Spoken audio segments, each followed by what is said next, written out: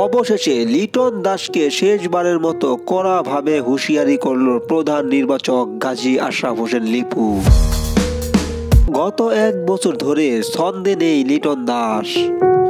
বারবার ব্যর্থ হওয়া লিটন গত 1 বছরে ওডিআই ম্যাচে গড়ে করেছেন 10 রান। তাছাড়া টি-20 এবং টেস্টেও রান পাচ্ছে না এই ব্যাটার। এমন পারফরমেন্সের পরও কেন ওয়েস্ট ইন্ডিজের বিপক্ষে অধিনায়ক করা হলো লিটন দাসকে?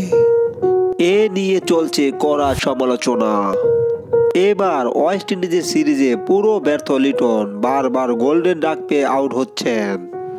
এ নিয়ে প্রধান নির্বাচকের কাছে প্রশ্ন করা হলে তিনি বলেন, এর আগেও লিটনের অফ ফর্মে থাকায় দল থেকে বাদ দিয়েছি। আমরা বুঝতে পারছি যে লিটনের কাছে আমাদের যতটুকু চাওয়ার লিটন তা দিতে পারছে না। তাই বলবো লিটনকে ফর্মে ফেরাতে কোচদের কিছু মেরামত করতে হবে। ওয়েস্ট ইন্ডিজের বিপক্ষে আরও 2টি টি-20 ম্যাচ রয়েছে। সেখানে যদি লিটন ভালোভাবে ফিরে আসতে পারে তাহলেই ভালো, আর যদি না পারে তাহলে বিকল্প রাস্তা দেখতে হবে। তো দর্শক, সম্পূর্ণ ভিডিওটি দেখার জন্য ধন্যবাদ এবং চ্যানেলটি সাবস্ক্রাইব করে পাশে থাকুন।